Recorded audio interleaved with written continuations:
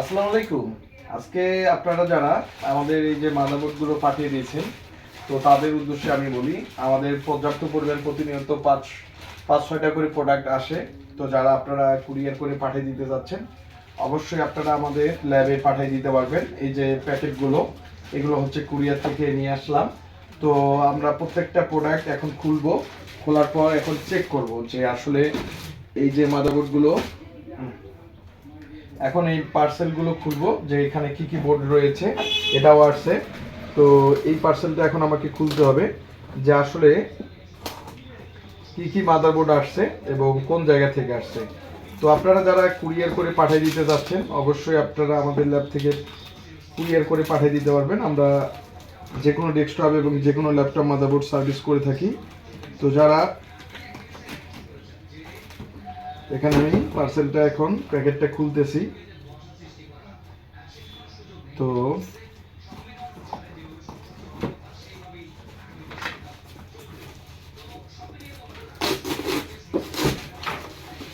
পার্সেলটা খুলতে হলো।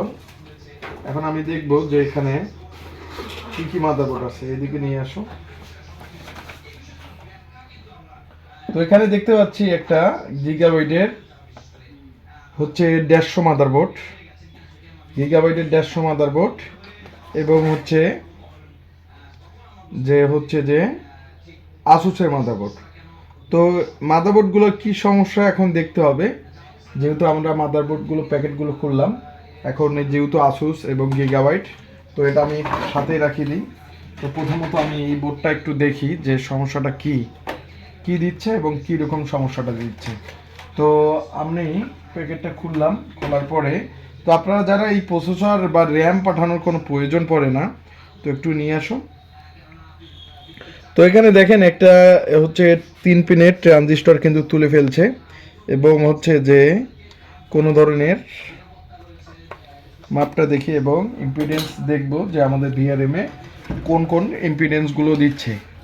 তো অ্যাডাডা র্যাম এবং প্রসেসর দেখি, প্রসেসর পিন টিন ভালো আছে কিনা, ভালোভাবে দেখা একটু। আমি এখন ইম্পিডেন্স দেখব যে আমাদের মাদারবোর্ড ঠিক মতো ইম্পিডেন্স দিচ্ছে কিনা। ইম্পিডেন্স একটু কম। আচ্ছা, তো এখন দেখব চালা যায়, মাদারবোর্ডটা পাওয়ার দিয়ে দেখব যে কি ধরনের সমস্যা। তো যারা আপনারা ডেস্কটপ ল্যাপটপ মাদারবোর্ড সার্ভিস করার জন্য পাঠিয়ে দিতে চাচ্ছেন, অবশ্যই পাঠিয়ে দিতে পারবেন। আমরা এই ধরনের কাজগুলো দেশের যে কোনো প্রান্ত থেকে আমরা এই ধরনের কাজগুলো করে থাকি। তো আপনাদের সুবিধার্থে একটা কুলিং ফ্যান নিলাম, আগে পাওয়ারটা দিয়ে দেখব যে পাওয়ারটা কীরকম, এবং ভোল্টেজ মোটে রাখবো যে কোথাকার ভোল্টেজের সমস্যা। তো আমাদের এখানে স্ট্যান্ড বাই ভোল্টেজ কিন্তু আমি দেখতে পাচ্ছি SB3 স্ট্যান্ড বাই ভোল্টেজ। তো এখানে এই যে মাদারবোর্ডটা কিন্তু ট্রিগার হচ্ছে না, সমস্যা হচ্ছে পাওয়ার নিচ্ছে না। তো এখানকার ভোল্টেজটা দেখি, আবার এইখানকার ভোল্টেজটা দেখি, এখানেও ভোল্টেজ আছে, কিন্তু মাদারবোর্ড হচ্ছে ট্রিগার হচ্ছে না, অর্থাৎ মাদারবোর্ড পাওয়ার নিচ্ছে। তো আমি এটা নো পাওয়ার ইস্যু, অর্থাৎ পাওয়ার আসতেছে না, ট্রিগার হচ্ছে না। আচ্ছা, যখন পাওয়ার আসবে না, আপনারা এই যে একটা 4 পিনের কানেক্টর একটু কাছে আছে দেখাও, এই 4 পিনের কানেক্টরটা খুলে দেখবেন যে তারপরও পাওয়ার আসে কি না। এই যে আমাদের বোর্ড কোনো ধরনের ট্রিগার হচ্ছে না। যেহেতু আমাদের বোর্ড কোনো ধরনের ট্রিগার হচ্ছে না, সেই সূত্রে আমাদের এটা নো পাওয়ার ইস্যু। তো এখানে আমাদের 3.3 ভোল্টেজ তৈরি করে, এখানে 5 ভোল্টেজ তৈরি আসে, এবং তারপরে অর্থাৎ যে আইসির যে আইসি থেকে যে এই প্রবলেমটা, অর্থাৎ যে আইওআইসি বা আমাদের আইওআইসি ঠিকঠাক আছে কিনা বা পিসিএস ঠিকঠাক আছে কিনা। যেহেতু পিসিএসে কিন্তু আমি একটা ভোল্টেজ কিন্তু পাচ্ছি, যে 1 ভোল্টেজটা পাচ্ছি, এবং এখানেও ভোল্টেজটা দেখি, এখানেও কিন্তু ভোল্টেজটা তৈরি হচ্ছে না। তো এটা হচ্ছে নো পাওয়ার ইস্যু, অর্থাৎ মাদারবোর্ড কোনো ধরনের পাওয়ার নিচ্ছে না, কোনো ধরনের পাওয়ার নিচ্ছে না। এই মাদারবোর্ডের ইস্যু হচ্ছে নো পাওয়ার। তো তো আপনারা দেখতে থাকুন। আমরা সকল প্রকার ডেস্কটপ ল্যাপটপ মাদারবোর্ড সার্ভিস করে থাকি। তো যারা সার্ভিসিংয়ের জন্য ভালো একটা প্রতিষ্ঠান খুঁজেন, তো তারা অবশ্যই আপনারা প্রসেসরটা লাগিয়ে দিন একটু দেখে। তো এই যে আমাদের পাওয়ার নিচ্ছে না, এটা নো পাওয়ার ইস্যু। তো এখানে আমাকে অনেক কিছু ভোল্টেজ আগে চেক দিতে হবে, যে আমাদের যে আইওর যে ভোল্টেজগুলো, সেই আইসির ভোল্টেজগুলো একদিক কাছে নিয়ে আসো। এই আইসি ট্রিগারের ভোল্টেজগুলো আমাকে চেক দিতে হবে, যে এই আইসি ভালো আছে কি না, বা আইসির কোনো ধরনের কোনো কোথাও প্রবলেম আছে কি না, এই ধরনের ভোল্টেজগুলো চেক দিতে হবে। যেহেতু সাধারণত কোনো ধরনের দেখতে পাচ্ছি না যে পিসিএস হিট বা এই ধরনের কোনো কিছু হিট হচ্ছে না। তো এখন আমাকে মাদারবোর্ড এখন ডায়াগ্রাম মাপাইতে হবে এবং ভোল্টেজগুলো চেক দিতে হবে। এআইসি ট্রিগার দেখতে হবে, যেহেতু আমাদের মাদারবোর্ডের ডায়াগ্রাম রয়েছে একটা, আমি এর যে আউটপুট ভোল্টেজ আরএসএম আরএসটি তৈরি করছে কিনা সেটা আমাকে বের করতে হবে এবং সেই ভোল্টেজটা আমাকে চেক দিতে হবে। তো এখন আমি দেখব যে আমাদের ভোল্টেজ ঠিক আছে কিনা আরএসএম আরএসটি। তো এখানে আপনারা দেখতে পাচ্ছেন যে আমাদের আরএসএম আরএসটি যে ভোল্টেজটা সেটা কিন্তু কম দিচ্ছে, অর্থাৎ যে আমাদের হচ্ছে যে আরএসএম আরএসটি ভোল্টেজটা কিন্তু খুবই কম কম পাচ্ছি, অর্থাৎ 2.2 ভোল্টেজ কিন্তু পাচ্ছি। মানে এখানে 3.3 ভোল্টেজ কিন্তু একুরেট নাই। তার কারণে কিন্তু হচ্ছে, আমি আপনাদেরকে একটু ভালো করে জুম করে দেখাবো। আমি এটা তুলে নিলাম, তুলে নেওয়ার পর আপনারা দেখতে পাচ্ছেন যে এই জায়গায় আমি ক্লিক করতেছি, এখানে হচ্ছে যে ওই মাল্টিমিটারে দেখাও, এখানে আমাদের 3.3 ভোল্টেজ থাকার কথা। আরে ভিডিও কাট করিস না, যেভাবে আছে ওইভাবে দেখো, মাল্টিমিটারে দেখা। হ্যাঁ, মাল্টিমিটারে দেখতে পাচ্ছেন যে এখানে ভোল্টেজ কিন্তু 3.3 নাই, অর্থাৎ যে আইওটার আশপাশে কোনো ধরনের ভোল্টেজ যেটা হয় সেটা কিন্তু ঠিক নাই। তো এখন আমাকে আইওর যে ট্রিগারটা দেখতে হবে, আইওর যে আমার যে বিসিসি ভোল্টেজগুলো দেখতে হবে, যে ঠিকমতো বিসিসি ভোল্টেজ পাচ্ছে কি না, বা আইটিএবিসি বা আইওর কোনো ধরনের প্রবলেম আছে কি না। তো আমি এটা ভোল্টেজ চেক দেব, যে আগে আইওর ইনপুটটা দেখতে হবে।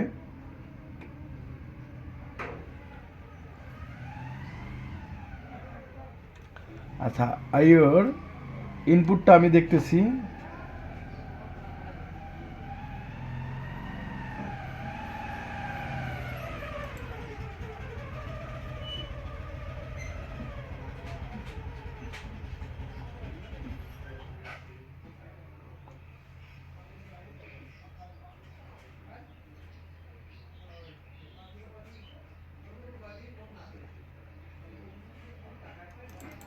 ক্যাশ ওপেন, অর্থাৎ যে এখানে 97 পিনে 3.3 ভোল্টেজ থাকার কথা, সেটা দেখি। এখানে দেখতে পাচ্ছেন যে আইওটা এখানে কিন্তু 2 ভোল্টেজ দিচ্ছে, দেখা একটু, এখানে 2 পয়েন্ট সামথিং দেখাচ্ছে, অর্থাৎ এই ভোল্টেজটা কিন্তু এখান থেকে আসতেছে। একটু একটু কাছে কম্পোনেন্টগুলো দেখা, যে এখানে 2 কিন্তু দিচ্ছে, অর্থাৎ তার ভোল্টেজটা কিন্তু একুরেট নেই, এখানে 2 দিচ্ছে। এখান থেকে এখানে ভোল্টেজটা এই জায়গায় আইটিসি বিসিসি, অর্থাৎ এই জায়গায় ভোল্টেজটা ঠিক দিচ্ছে কিনা, 3.3, অর্থাৎ এখানে দিচ্ছে। তো এরপরে আমাকে চেক দিতে হবে যে ভোল্টেজটা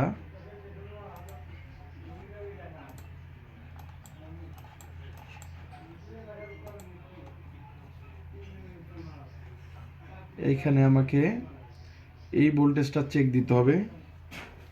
এনডি ব্যাট এখানে 3.3 কিন্তু নেই, অর্থাৎ এই ভোল্টেজগুলা আনমিসিং থাকার কারণে কিন্তু হচ্ছে পাওয়ার আসতেছে না বা ঠিক ভোল্টেজ দিচ্ছে না।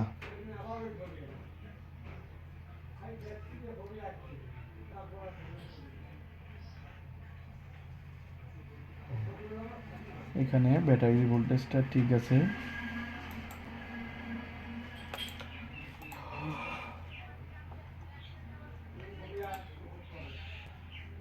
ITBCC সেই ভোল্টেজটা আমি ঠিক পাচ্ছি কিনা সেটা দেখতে হবে। এই ভোল্টেজটা আমি ঠিক পাচ্ছি, তারপরও কিন্তু আমাদের RSM RST কিন্তু তৈরি করতেছে না। তো আমাদের এই যে আইওআইসিটির প্রবলেম থাকার কারণে কিন্তু এই ধরনের প্রবলেমটা দিচ্ছে, অর্থাৎ আমাদের এই আইসিটির প্রবলেম দেখতে হবে। তো যারা আপনারা আমাদের ল্যাব থেকে যে কোনো মাদারবোর্ড সার্ভিস করতে যাচ্ছেন অবশ্যই সার্ভিসিং করে নিতে পারবেন। আমরা এই ধরনের কাজগুলো অবশ্যই রিপেয়ার করে থাকি এবং আইসির আশপাশে হিট দিতে হবে।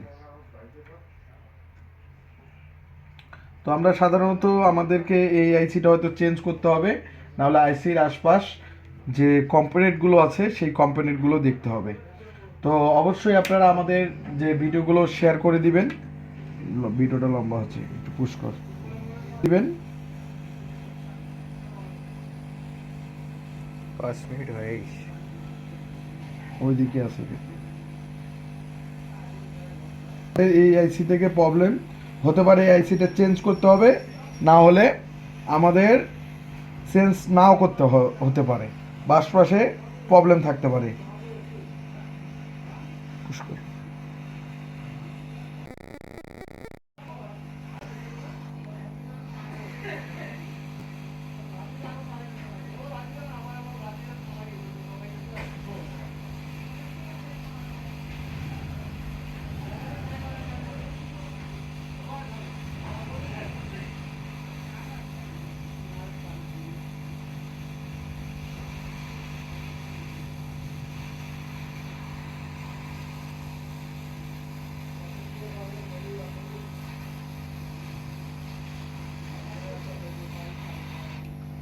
অবশ্যই আপনারা দেখবেন আমরা কী রকম কাজগুলো করে থাকি, আর আমরা সরাসরি আপনাদের মাঝে কাজগুলো উপস্থাপন করে থাকি।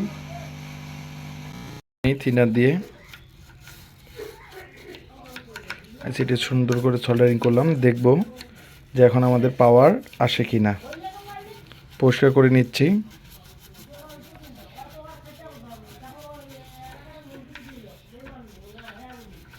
নাহলে আমাকে আইসিটি চেঞ্জ করতে হবে। আইসিটির আশপাশ দেখলাম, আশপাশ দেখার পরে হচ্ছে যে আমাদের যে কোনো ধরনের প্রবলেম পাইনি। তো তার মানে হচ্ছে আমাদের এই আইসিটি প্রবলেম, অর্থাৎ আইসিটি আমাকে চেঞ্জ করতে হবে। তো তার যে ভোল্টেজ সেটা কিন্তু দেখাচ্ছে না, বা পাইলেও ওয়ান আসতেছে।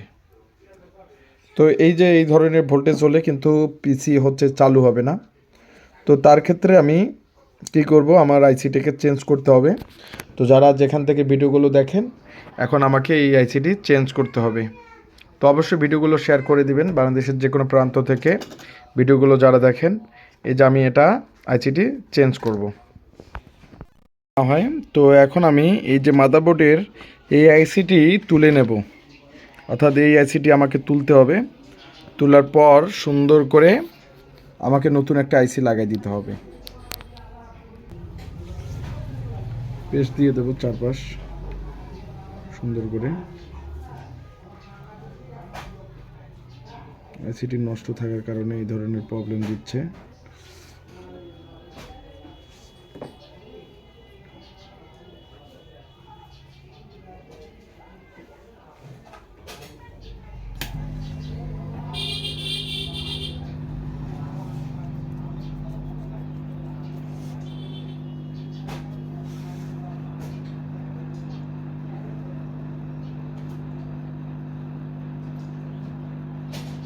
আইসিটি তুলে নেব।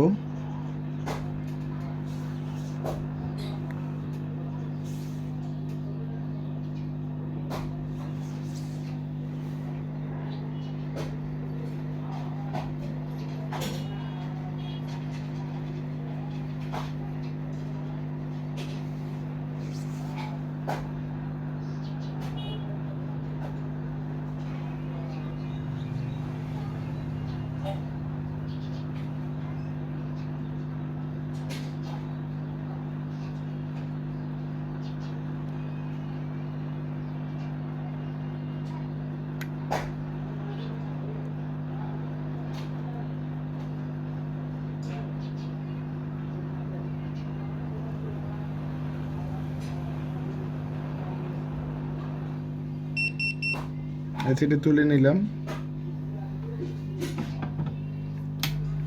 এখন সুন্দর করে আইসিটি এখানে রাখি দেব। একটি নতুন একটি আইসি লাগাবো। এটা হচ্ছে নতুন একটা আইসি, আইও আইসি।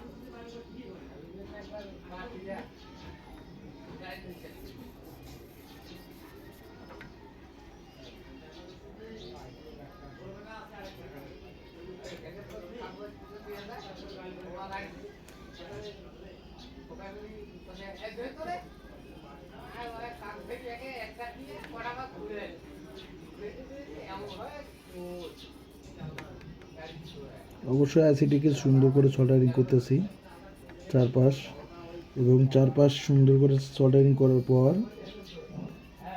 দেখব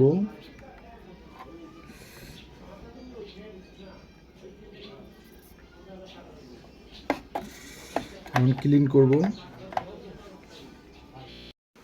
এটা এখন পরিষ্কার করে নেব।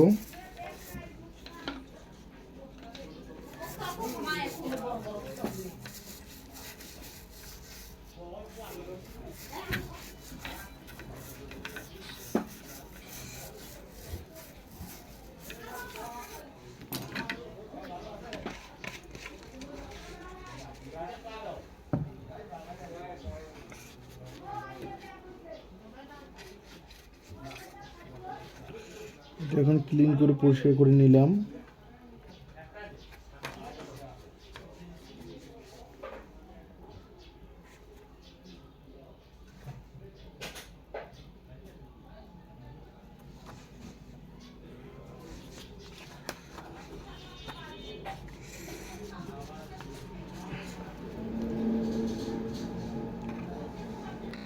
এই যে আইসিটি আমি লাগাইলাম, লাগানোর পরে এখন প্রসেসর লাগাবো। তো লাগানো শেষ, এখন আমি হচ্ছে আমাদের মাদারবোর্ডটা চেক দেওয়ার জন্য আমি এখন প্রসেসর লাগাবো। তো এই মাদারবোর্ডের যেটা প্রসেসর, এই যে প্রসেসর লাগাবো এবং আইসিটি দেখতে পাচ্ছেন যে পুরাতন আইসিটি এখানে রয়েছে। তো যারা ডেস্কটপ ল্যাপটপ মাদারবোর্ড সার্ভিস করার জন্য ভালো একটা প্রতিষ্ঠান খুঁজেন, তো অবশ্যই আপনারা আমাদের ল্যাব থেকে আপনারা সার্ভিস করে নিতে পারবেন। তো এই মাদারবোর্ডটি আমাদেরকে পাঠিয়ে দিয়েছে। তো এখন আমি আপনাদেরকে দেখাচ্ছি। তো এখন আমি র্যামটি লাগাবো, দেখব যে আমাদের এখন পাওয়ার নিচ্ছে কি না বা পাওয়ার আসতেছে কি না। তো যেহেতু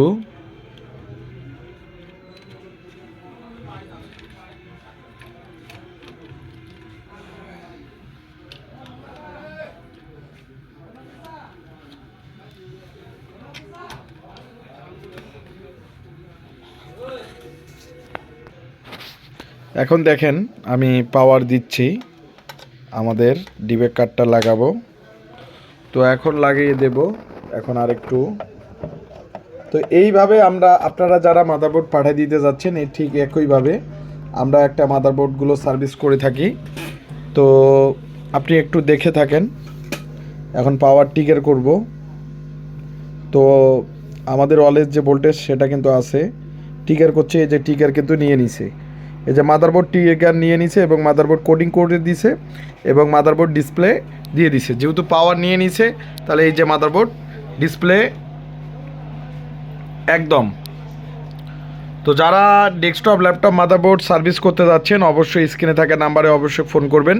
দেখতে পারলেন যে এটা আমাকে কুরিয়ার করে পাঠিয়ে দিয়েছে এবং মাদারবোর্ডটি পুরোভাবে ওকে।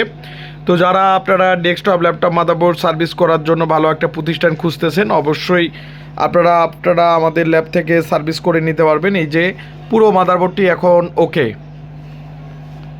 তো দেখতে পাচ্ছেন যে এই আইসিটি আমি চেঞ্জ করলাম, চেঞ্জ করার পর কিন্তু আইসিটি মাদারবোর্ডটি পাওয়ার নিল, পাওয়ার নিয়ে একদম পুরোটা ওকে। তো যারা যেখান থেকে ভিডিওগুলো দেখেন অবশ্যই ভিডিওগুলো শেয়ার করবেন। ধন্যবাদ সবাইকে।